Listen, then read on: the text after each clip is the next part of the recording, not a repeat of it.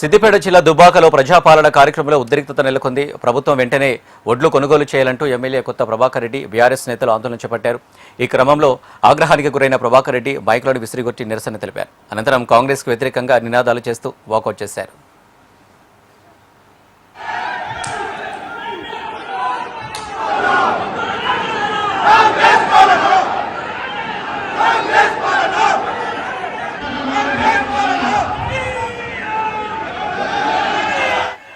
ఆగ్రహానికి గురైన ప్రభాకర్ రెడ్డి బైక్లోని విసిరిగొట్టి నిరసన తెలిపారు. అనంతరం కాంగ్రెస్కు వ్యతిరేకంగా నినాదాలు చేస్తూ వాకౌట్ చేశారు.